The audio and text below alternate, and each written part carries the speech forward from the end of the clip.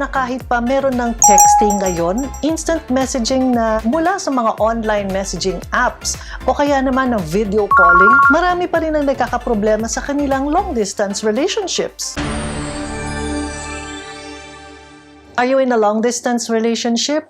Mismo na bang makasama ang mahal mo sa buhay? In this video, I will share with you some ideas to keep that fire burning kahit malayo ang mahal mo. Kung interesado kang malaman yan, panoorin mo ang video na ito.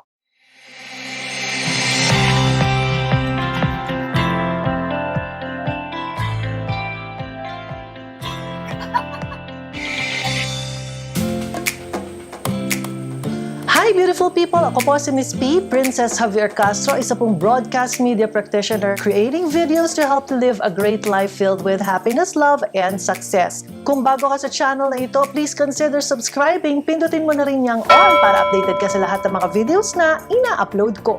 Gone are the days na kinakailangan pa pumunta ng post office para magpadala ng sulat para sa mahal mo sa buhay. Nandyan yung mag-aantay ka ng ilang araw, minsan pa nga, linggo o buwan bago ka makatanggap ng sagot sa sulat. O magbayad kaya ng napakamahal na long distance call. Pero alam nyo ba na kahit pa meron ng texting ngayon, instant messaging na mula sa mga online messaging apps o kaya naman ng video calling, marami pa rin ang nagkakaproblema sa kanilang long distance relationships. Iba pa rin naman talaga ang nagagawa ng physical presence. Iba talaga yun. Pero kung no choice talaga to be in LDR, whatever the reasons are, here are some tips to help you make your relationship work out.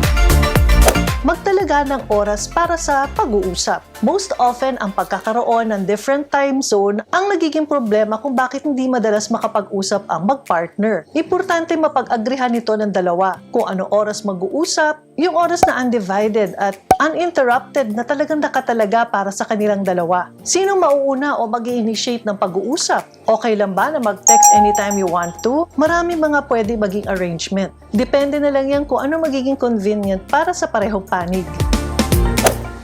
Siguraduhin na pareho ang plano o objective. In general, may mga pag-aaral na ang LDR ay more satisfying than stressful. Ito ay dahil sa naiintindihan ng pareho na panandalian lang ang sitwasyon. Nagkakaproblema lang kung ang isa, for whatever reason, ay di willing na ang kanilang sitwasyon ay panandalian lang. Dapat alam ng couple kung hanggang kailan sila magkakalayo at may plano na magsama sa taktang panahon. Sure ka ba na malinaw ang agreement ninyong dalawa at temporary lang ang inyong paghihiwalay? Baka yan naman kaya hirap ang isa sa inyo dahil hindi ito napag-usapan ng maayos.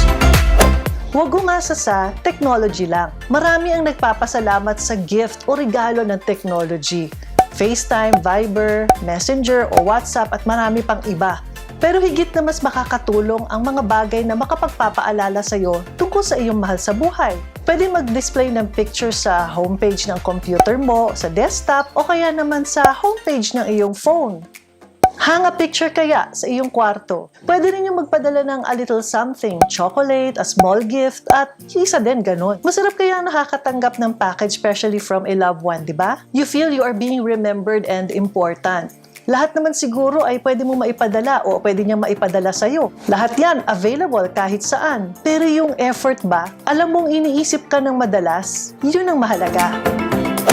Have quality conversation. Maraming mga successful in long-distance relationship who get this. Mas helpful pa nga sa kanilang communication ang pagiging malayo sa isa't isa. Di pinag-uusapan yung mga maliliit na bagay. Yung mga reklamo na di masarap ang restaurant na kinainan, o hindi naghugas ng pinggan, o kaya naman bakit di ka nagtapon ng basurahan sa labas. Bagkos ang pinag-uusapan ay yung kung anong mas mahalaga sa kanila. Mga plano sa buhay at tunay nararamdaman sa isa't isa. Mga plano sa kanilang pamilya o mga investments that they can get in together, etc.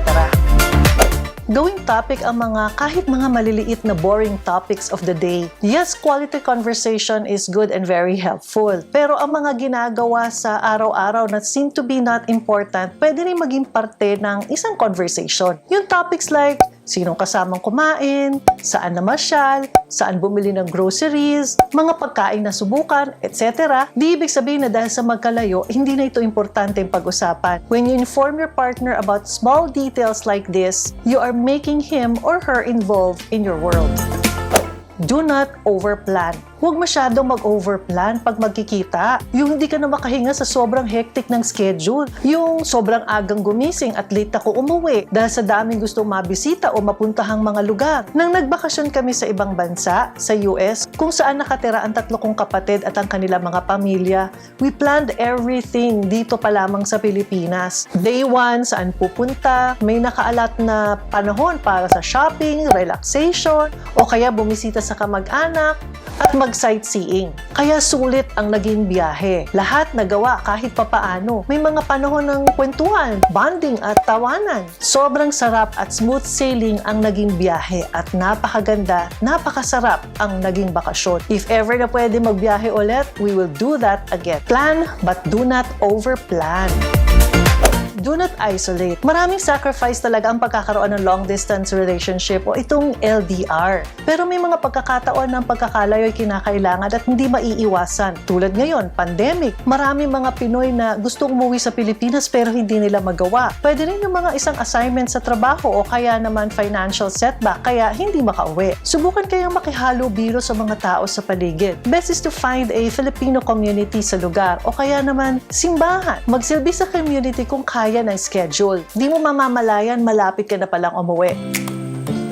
Know the difference between checking in and checking up. Dahil sa hindi kayo magkasama, iniisip mo ba na out of sight, out of mind? O naniniwala ka sa kasabihan na absence makes the heart grow fonder? Medyo nakaka-worry din naman talaga ang pagiging malayo sa mahal sa buhay. Malaki ang chance na magkaroon ng infidelity, di ba? Yung hindi na nagiging tapat at kung kani-kanino tumatapat. Normal lang na makaramdam ng ganito. Lalo na marami naman talaga ang nadadala sa tukso. Pero hindi ka dapat padadala sa mga ganitong klaseng pag-iisip. Kausapin ng partner whenever you feel like this at stay connected. Gusto mo tawagan? Tawagan mo. Gusto mo magtanong through text? Di i-text mo. Pero wag mong gagawin na para kang naglalaro na ikaw ay isang detective. Mararamdaman yan for sure ng partner mo. At ang masama pa nito, mas madali niyang gawin ang pinaghihinalaan mo pag napiko nito sa'yo. Which leads me to the next tip, which is trust. Ito ang pinaka-importante to make your LDR work. Kahit na hindi LDR ang relationship, importante ito. Pag nasira ito, ito na ang umpisa ng pagtatapos ng isang relationship. Masusukat mo ang tiwala kahit wala ka sa isang romantic affair. I did a separate video on trust. I'll just put a link on the description box. You can also ask these questions. Maasahan ba ang partner mo sa mga maliliit o malalaking bagay? Sinasagot ba ang phone call sa oras o panahon na napagkasunduan?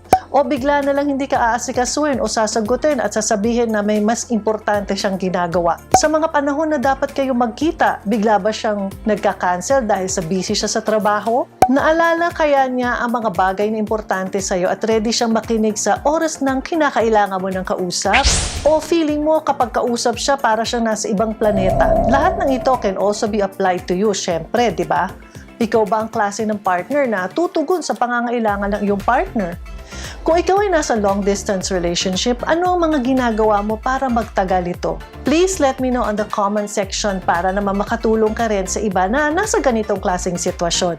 My mission is to be of service to you by offering some tools and ideas that can help you grow with your total well-being. Kung nagustuhan mo ang video na ito, please give me a thumbs up. I-share mo rin sa mga friends and loved ones mo, the people that you care about, so that like you, they too can live a great life. I'll see you next time! Magsilbi sa community. Ba yan?